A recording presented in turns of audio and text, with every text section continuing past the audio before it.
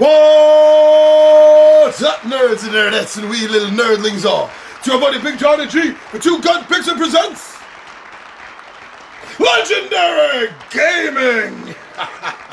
And may all your games be legendary. Okay, so you just saw a Big Johnny G, you set me up.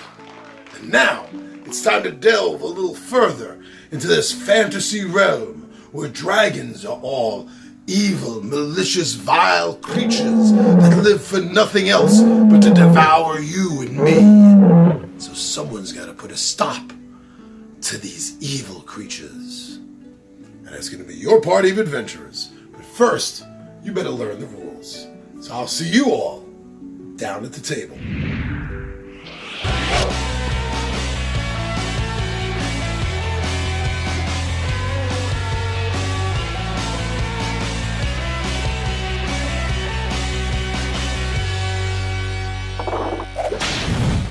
Thank you for coming back and joining me at the table here. I hope you enjoyed the Big Johnny G, you set me up yesterday for Dice and Dragons. So as you see, I decided to leave this setup right here while I'm explaining the rules of the game to you. So remember, we had everything set up. We have a wizard with the 4 class tokens right there. We have a rogue with the 4 class tokens, our level 1 young red dragon that we're going to be hunting. We have our dice and a dice tray. The dice tray does not come with the game. This is just something we have. And our tokens, which actually, for a wizard and a rogue, we will not be needing the pinned down. We will not be needing the bless. I'll leave the poison to the side just in case we get to a later dragon that has it. And the dragon tokens I will leave out in case we need them for whatever reason. I doubt we will for a young red dragon. So I'm going to leave this out during the setup as I'm talking about how you play the game. So this game is played in 3 phases. Phase 1 is the hero's attack. With the hero's attack, first thing you're going to do is the active player, the player that has been chosen to start the game, is going to take all 5 of the dice, and they're gonna roll them in the appropriate place. You don't want to see dragons at all. You don't want to see dragons, especially on your last roll, because you're going to get a total of 3 if you wish to take that many. But on whatever the last roll is you take, you don't want to see dragons. This is just the first roll, and that's what it would look like. What you're doing with the dice, why you're rolling the dice, is all really dependent on who your character is. Because each character is going to have a different set of skills that you're going to have to match dice sets to. So if you want to get off the strike, you're going to need to roll a die with a wizard symbol, a warrior symbol, and a rogue symbol, and that will deliver 5 hit points of damage to the dragon. And each of the skills are different. Yes, there are some empty skills, because in the campaign mode you do get to level up and you do get to advance your skills that way.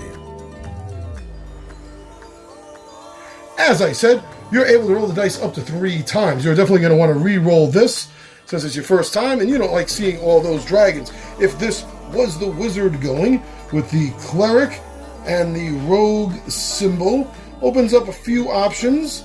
And you could put these to the side if you want and take your second roll, which obviously would be the dragons that you want to get rid of and you want to re-roll. A little bit better here. Now I at least have a wizard symbol. The symbol of the class you're playing usually plays a large part in which symbol types that you want to go for. In this particular example, with the wizard getting this on his second roll, the use of the wizard symbol, the warrior symbol, and the rogue symbol would actually allow our wizard to get a strike off for 5 hit points. Another thing that would do, if the roll was ended now after the second roll, there are no dragons, so there would be no counter attack. But let's say that wasn't good enough and you wanted to go for broke because you're going for something like the critical hit, where you need each of these to come up differently. Let's say you go for that third roll. There is one dragon, you're not going to be able to change that. With the 2 wizard symbols, a warrior, no, that's a cleric symbol, and the rogue symbol. With this, the only thing the wizard would be able to get off would be the magic bolt for 4 hit points of damage.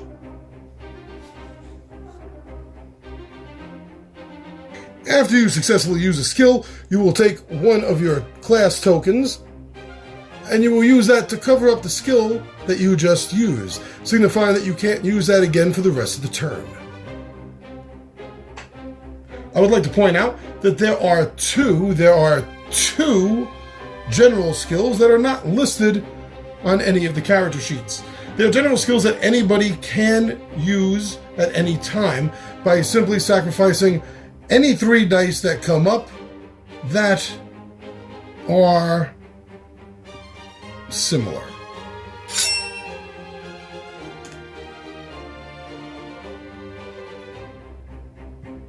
Not counting the dragon die.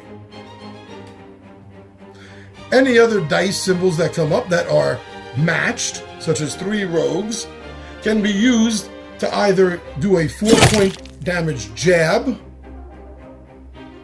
or used as a treat wound ability. Treat wound will heal 2 lost hit points to any hero, not just the hero doing it. Any hero will gain 2 hit points back. Now hold on a second. What if by the end of your 3rd roll, you had nada? You had nothing to work with. Well, if that's the case, you're still going to have to take one of your character tokens, and you're going to have to pick one of your skills, and you're going to have to lose that for the rest of the turn, as if you had tried and it failed. The next thing that's going to happen during the hero attack phase is the dragon's counterattack. As I pointed out, if there are any dice by the end of your last roll, whether that last roll is your 1st, 2nd, or 3rd roll, any dice that show dragons on them is the dragon's counterattack. And in this case, if there had been 2 dragon dice, then that would mean that the dragon would make a tail strike for 7 hit points of damage against the hero that just attacked it. In this case, the wizard Brinizdara would lose 7 hit points. Closing out phase 1, the hero's attack, is the assisting allies part. Any dice that you, the active player, did not use to resolve a skill, you can then pass on to the next player after you. In this case, a 2-player game. After the wizard goes the rogue. So the wizard would be able to give any die that is not a dragon die, any class die, as an assistance to the next player in line. That player has the option of holding on to it to use to resolve a skill, or they can just add it to the pool and roll it anyway. After all heroes have gone, we move into phase 2, which is the Dragon Fury phase. This is where the dragon loses his cool, her cool, loses its cool completely. The dragon gets 3 rolls, and it will put aside any dragons that are rolled. In this case, it's already starting with 3. It doesn't even need to make any more rolls because it can't do more than 3 damage. But I'm a sucker for pain, and I just want to see what the overkill would be. 2nd roll, nothing. 3rd roll, nothing. So 3 is the fire breath. So these 3 dice for the Dragon's Fury, the 2nd phase of the game, would activate the Dragon's Fire Breath. Each player would take 10 hit points of damage. Ouch! Whew. After the Dragon's Fury, phase 3 begins, and that's cleanup.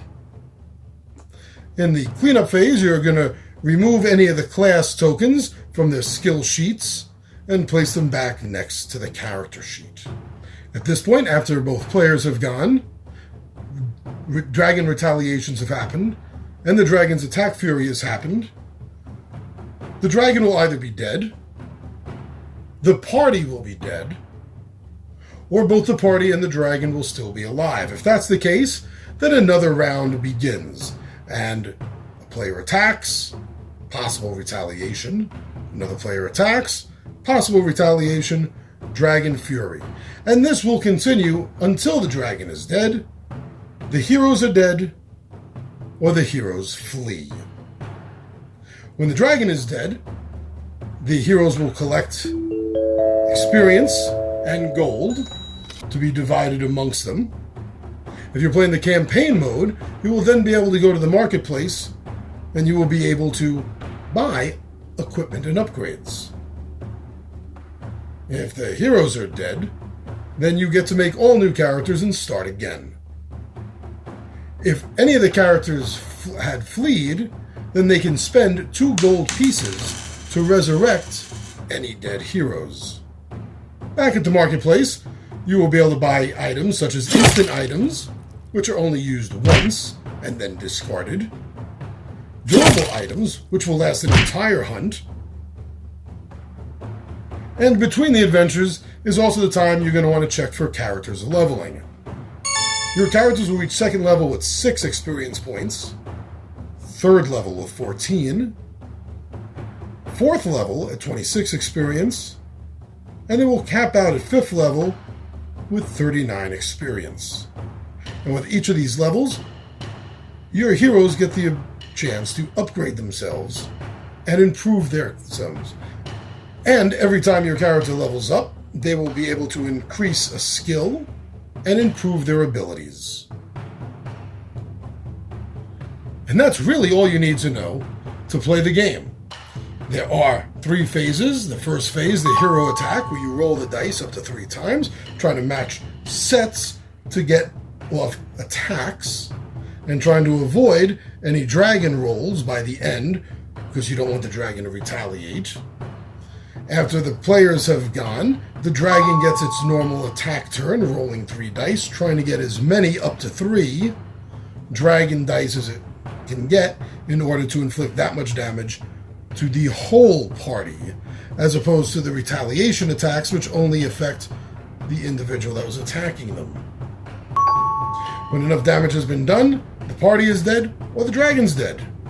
And that, my friends, is how you play Elad Goldstein's Dice and Dragons by Golden Egg Games. Thank you, everyone, for going over to Facebook and Instagram and Twitter and checking us out and giving us a little support over there. Thank you so much to everyone that's gone over to our Zazzle store, the Two Gun Pixie, the official Two Gun Pixie Zazzle store, and checked out some of the merch that we have on sale there. And thank you, oh man, thank you so much for subscribing to Two Gun Pixie right here on YouTube. Thank you for liking our videos, for commenting on our videos, and most of all, thank you and continue to share our videos. Because no one will subscribe to us if they don't know we're here. I'm your buddy Big Johnny G. The Two Gun Pixie presents Legendary Gaming, and my friends, I am out of here.